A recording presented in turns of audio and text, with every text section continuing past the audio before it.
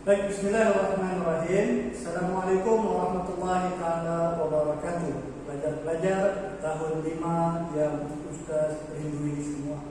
InsyaAllah dalam video kali ini Ustaz akan membawa pelajar-pelajar semua untuk menelusuri salah satu tajuk yang terdapat di dalam silibus sejarah tahun 5, yaitu perjuangan tokoh tempatan.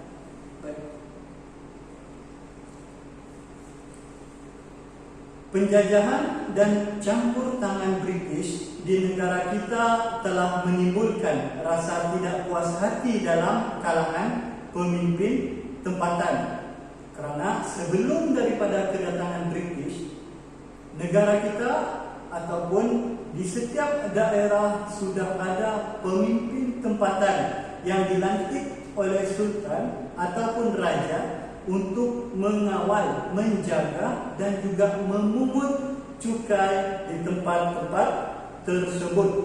Pemimpin-pemimpin tempatan ini juga menjadi rujukan kepada setiap warga kawasannya berkaitan dengan undang-undang dan juga peraturan di tempat tersebut. Namun apabila British datang, semua ini diubah dan ramai pemimpin tempatan yang hilang jawatan dalam masa sama. Peraturan dan juga undang-undang British ini banyak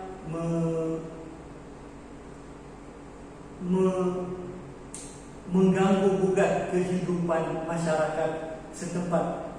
Pemimpin-pemimpin tempatan ini mula mengatur gerakan untuk menentang campur tangan daripada pihak British. Perkara ini disebabkan oleh campur tangan British dalam hal ehwal undang-undang dan juga cukai yang banyak membebankan penduduk setempat. Mari kita tengok beberapa orang tokoh tempatan yang terdapat di dalam negara kita. Yang pertama adalah Dol Said. Dol Said menentang penjajahan ataupun campur tangan British di Nanning. Beliau menentang disebabkan oleh undang-undang yang menekan dan juga cukai yang dikenakan terlalu tinggi. Pada tahun 1831, Dol Said berjaya mengalahkan British di Nanning. Manakala pada tahun 1832, yaitu setahun selepas itu, British berjaya menawang pusat pentadbiran Nanning dan membakar rumah penduduk. British hanya berjaya mengalahkan Dol Said dalam serangan ketiga. Pada tahun 1932, Dol Said dibuang negeri ke Melaka. Seterusnya, Rentak. Rentak merupakan pejuang di negeri Sarawak. Rentak menentang James Brooke kerana menganggap Iban sebagai lanun dan menghapuskan penempatan masyarakat Iban.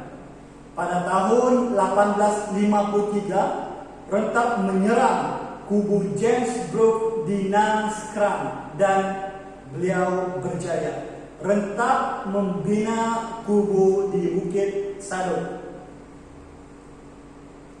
Akhirnya Rentak diserang di Bukit Sadok dan beliau berundur ke Sungai Intabai dan tidak dapat dikesan selepas itu. Seterusnya masih lagi pejuang di negeri Sarawak, yaitu Syarif Masyahur. Beliau juga menentang pentadbiran James Brooke. Pada tahun 1855, Syarif Masyahur telah menyerang Mukah dan berjaya menghalau pembesar tempatan yang menyokong James Brooke. Beliau bekerjasama dengan Datuk Patinggi Abdul Ghafur dan Tembung Hashim untuk menyerang Kuching. Kuching merupakan ibu negeri kepada negeri Sarawak. Namun mereka gagal mengalahkan tentera Charles Brooke. Siapa dia Charles Brooke? Charles Brooke merupakan anak buah kepada James Brooke dan juga dikenali sebagai Raja Putih Sarawak. Pada tahun 1961, Sharif Mashahur telah dibuang negeri ke Singapura. Seterusnya, kita melihat antara tokoh yang cukup terkenal, yaitu Datuk Maharaja Lela. Beliau menentang campur tangan British di negeri Perak. Beliau ataupun Datuk Maharaja Lela antara orang yang terlibat dalam merancang pembunuhan J.W.W. Birch. J.W.W. Birch merupakan gubernur yang dihantar oleh British untuk menjadi penasihat Sultan di negeri Perak.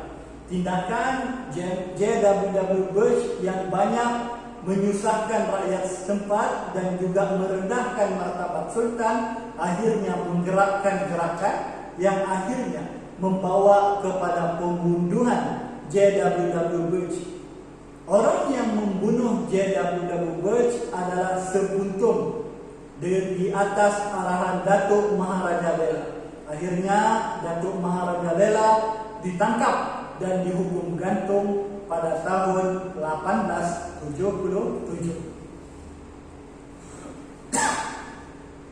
Seterusnya Yang Tuan Antah. Beliau menentang British kerana tidak bersetuju dengan perjanjian antara British dengan Datuk Kelana Sungai Ujong. Beliau menawan Paroi dan membina kubuh pertahanan di situ. British mengalahkan pasukan Yang Tuan Antah di Paroi. Yang Tuan Antah berundur ke Bukit Putus, namun akhirnya setelah British mengajak Yang Tuan Antah untuk mengadakan perundingan damai, Yang Tuan Antah diiktiraf sebagai Yang Tuan Besar Seri Menanti. Datuk Bahaman, pembesar di Pahang, menentang British kerana hilang gelaran sebagai pembesar dan juga kehilangan hak untuk mengutip cukai. Pada tahun 1891, beliau menyerang Balai Polis Lubuk Terua dengan bantuan Tok Janggut dan juga Mat Kilau, yang mana merupakan anak kepada Tok Janggut. Pada tahun 1894, beliau menawan Kuala Tembeling dan Jeram Ampai. Namun Jeram Ampai ditawan kembali oleh British. Beliau terpaksa berundur ke Kelantan dan mendapat perlindungan di Thailand. Seterusnya adalah Tok Janggut. Beliau menentang British kerana peraturan dan cukai tanah yang membebankan. Pada tahun 1915, beliau melancarkan serangan ke atas Pasir Putih dan sayangnya beliau terkorban dalam serangan British di Kampung Sari. Mat Saleh merupakan pejuang di negeri Sabah. Beliau menentang syarikat Borneo Utara British di Sabah. Beliau membantah cukai yang membebankan yang dikenakan kepada penduduk daerahnya. Pada tahun 1897, Mat Saleh membina kubu di Ranau dan menyerang Pulau Gaya dan Ambon. Beliau ditewaskan di Tambunan dan dikatakan telah terkorban. Seterusnya adalah Antanom. Beliau menentang syarikat Borneo Utara British di Sabah. Beliau menentang cukai yang membebankan dan tindakan menjadikan orang Murut sebagai buruh paksa dan menceroboh hutan orang Murut untuk membina jalan raya. Pada tahun 1915, Antanom menyerang Pensiangan dan membina kubu di Sungai Selingit. Beliau terkorban dalam pertempuran Sungai Selingit, di mana syarikat Borneo Utara British menyerang Sungai Selingit, yaitu adalah kubu Antanom. Sebelum ini kita tengok semua adalah pejuang yang menentang dengan mengangkat senjata. Kali ini kita tengok pula tokoh-tokoh kedamaian, yang mana mereka ini tidak berjuang dengan mengangkat senjata. Antaranya adalah Pak Sako, Tun Tan Cheng Lock, Ganapati, dan juga Lily Eberwin. Baiklah murid-murid, Ustaz mahu semua murid menjawab soalan berikut. Murid diminta memilih seorang tokoh kedamaian. Kemudian murid diminta menulis jasa dan sumbangan tokoh tersebut di dalam buku latihan. Siapa dia tokoh kedamaian yang Ustaz maksudkan?